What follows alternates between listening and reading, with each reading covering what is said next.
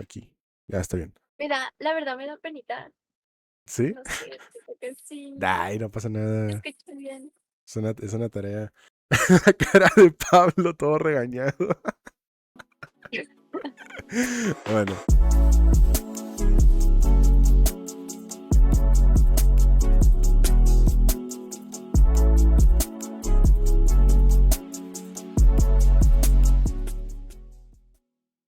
Hay guerras que terminan en libros de historia y otras que nunca abandonan la mente humana. Porque antes de las armas modernas, antes de los ejércitos y las fronteras, ya existía una figura que representaba el caos, la violencia y el deseo de destruir. Bienvenidos amigos nuevamente a La Caja de Pandora, el podcast donde Jess, Pablo y yo exploraremos los mitos, las leyendas y las historias que han marcado el rumbo de distintas culturas alrededor del mundo.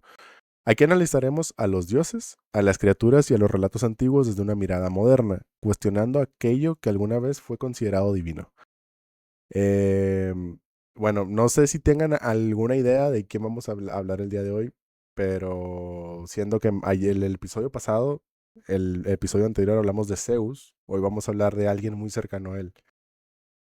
Y bueno, hoy tengan algún comentario o tengan una idea de quién creen que va a ser este personaje que vamos a hablar el episodio de hoy. Pero bueno, en el episodio pasado hablamos de Zeus como una figura de autoridad cuestionable y hoy toca de alguien muchísimo más impulsivo, mucho más violento y muchísimo menos estratégico. El día de hoy hablaremos de Ares, el dios griego de la guerra, pero no de la guerra heroica, honorable o estratégica, no, porque Ares representaba la guerra brutal, la sangre, la furia y el caos absoluto del conflicto humano. Y honestamente, eso como persona o como Dios nos dice bastante. ¿Alguien sabe quién era Ares, así en general, entre ustedes? No, pues, el dios de la guerra, ¿qué más? Vaya, Pero algún concepto de Ares que tengan ahí de cultura general. Porque, por ejemplo, yo tengo a Ares como un culero. Más que nada porque pues, hay una saga de videojuegos que seguramente Pablo también lo conoce, que es God of War. El dios de la ujú. guerra, justamente se llama.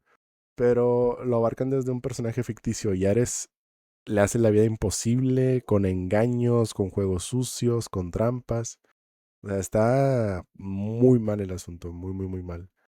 ¿Sabes? Justo hace poquito me lo mencionaron y la verdad digo, el juego está muy padre, pero pues, Ares era hijo de Zeus y Hera, aunque curiosamente ni siquiera sus propios padres parecían soportarlo demasiado. En muchos relatos, Zeus lo describe a él como impulsivo, insoportable y problemático.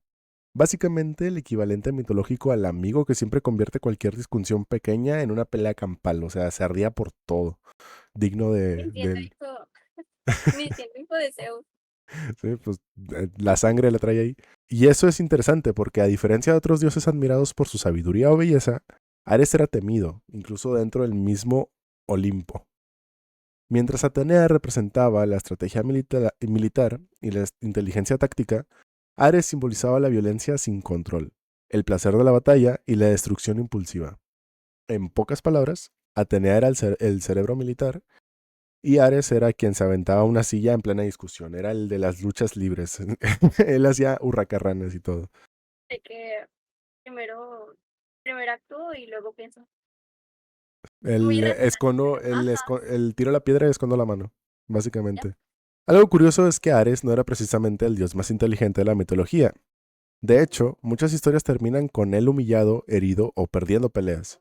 Y esto rompe muchísimo la idea moderna del dios invencible. No sé, digo, uno pensaría que pues porque es el dios de la guerra, ahora sí que destruir pues a todos. Pero no sé, siento que pues ahora sí que media mitología griega lo traía de bajada. Pues sí, o sea, yo digo que la idea de ser un dios, únicamente por ser un dios, ya es como, te lo imaginas como indestructible, invencible. Yo creo que todavía percibimos algo así. Digo, al dios al que le rezamos fue crucificado en una cruz, entonces tampoco es entonces, oye, Tan invencible, ¿no? tan invencible no son, pero bueno. Exactamente, incluso en la Ilíada, escrito por Homero, Ares termina herido, y llorando frente a Zeus porque Atenea y Diomedes lo atacaron durante la guerra de Troya.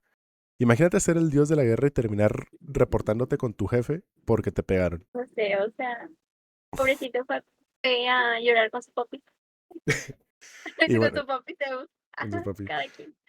Pablo, ¿estás bien? Porque te veo muy serio. Sí, estoico. ¿O qué buscas? No, estoy haciendo. Estoy en otra cosa. Estás haciendo una búsqueda exhausta.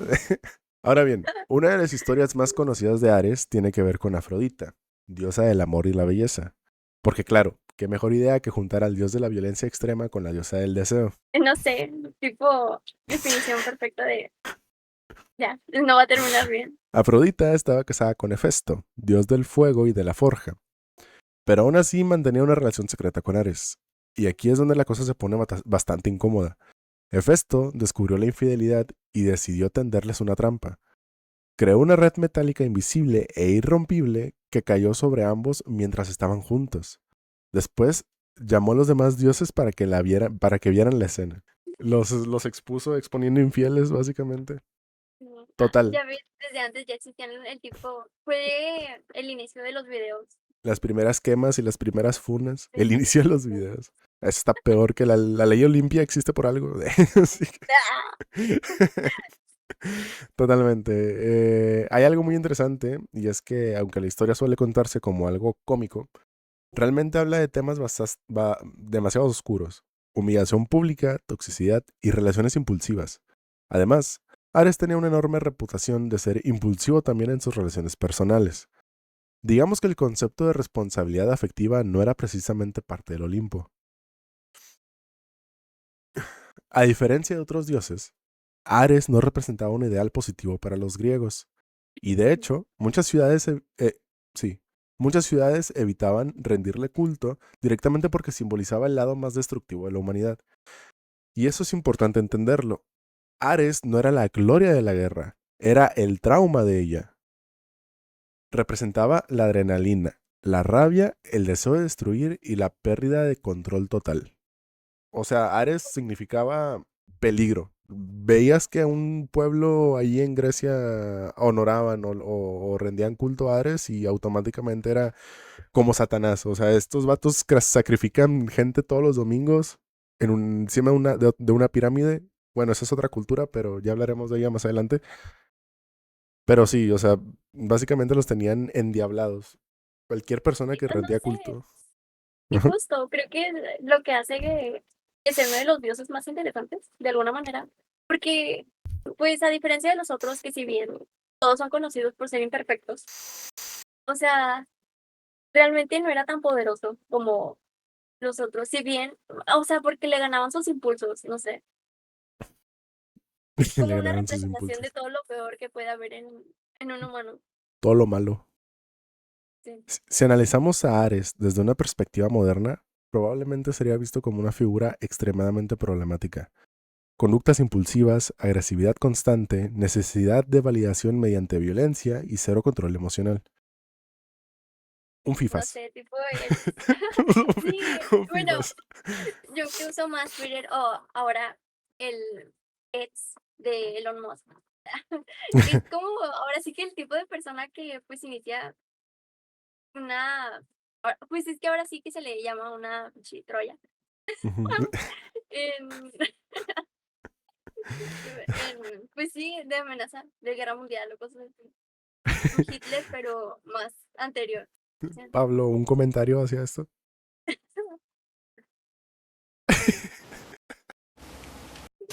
¿Qué pasa?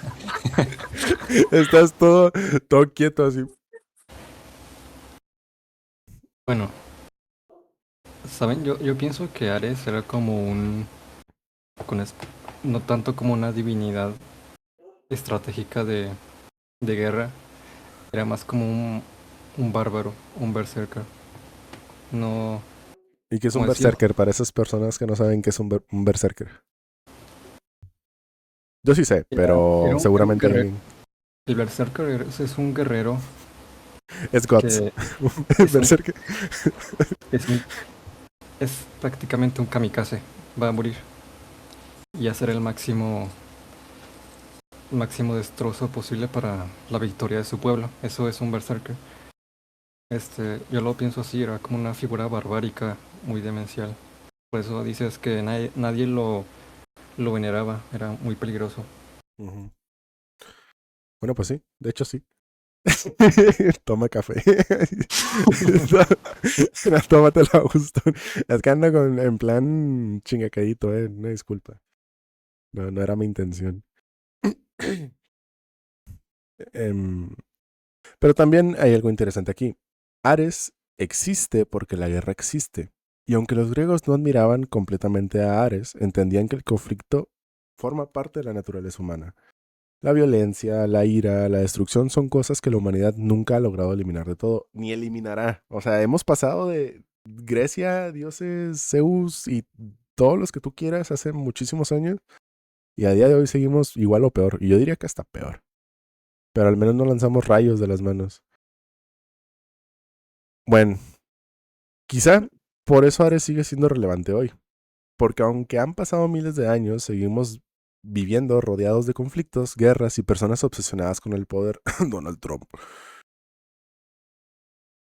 Ay, perdón. No, No dale. sé. Realmente puedes comparar fácilmente a ahora sí que un presidente con un dios. A lo mejor es tonta la comparación, pero pues no sé si lo ves desde el que son ambiciosos por poder, por territorio, no sé, por cualquier cosa que se inicie una guerra. Nada más que pues ya no son dioses, no, son políticos. Pues sí, yo creo que la guerra es muy política, de hecho. Pero ese es otro tema que no nos vamos a meter en política ahí porque ya. Bueno, vale. ah. Tal vez Ares nunca fue el verdadero villano de la mitología griega. Tal vez simplemente era un reflejo más honesto de la humanidad. Porque la guerra no nace de los dioses, nace de las personas, de la ira, del orgullo, del miedo y de la necesidad constante de mostrar poder sobre otros. Y aunque hoy ya no nos levantamos las espadas, bueno, en ese sentido, en el nombre del Olimpo, seguimos viendo conflictos en todas partes, en otros países, inclusive en nuestro propio país, en redes sociales, en familias e incluso dentro de nosotros mismos. Hay mucho conflicto interno, los demonios dentro de mi cabeza. Por eso escucho música todo el tiempo, para no pensar en mis pensamientos. Sé que sonó redundante, ok, esa era la intención. Quizás por eso Aries sigue siendo tan inquietante después de miles de años, porque representa esa parte humana que aún no podemos controlar. Bueno, gente, esto ha sido todo por el día de hoy. Esto fue la Caja de Pandora. Gracias por acompañarnos una vez más en este viaje por los rincones más oscuros de la mitología. Y le quiero agradecer de nuevo a mis compañeros aquí, a mis presenciadores, que no sé si sabían ustedes quién era Ares. O si al menos, por ejemplo, yo cuando lo investigué, yo pensaba que era hermano de Zeus. Y ya me quedó claro que no era hermano de Zeus, sino era hijo de Zeus. Por eso se vio lo cabrón que es, o lo cabrón que fue, o lo cabrón que sigue siendo, no lo sé. Pero no sé, algún pensamiento que tengan acerca de quién era este sujeto, este dios, este hombre, este perpetrador. Pues yo no sabía quién era. Ya, listo, era todo. Sí. Las guerras más importantes son las que se siguen luchando. Recuerden eso, gente. ¿Dónde está la cámara? Recuerden eso, gente.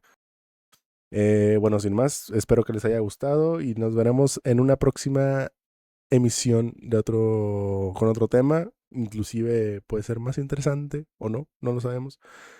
Eso está de ustedes visualizarlo en un futuro. No sé si quieran decir algo, las redes sociales Síganos en YouTube como Caja Pandora Podcast. Y ya, en todas las redes ahí están en la página, ahí nos pueden visualizar. Saludos a la moto. Saludos. Ya, no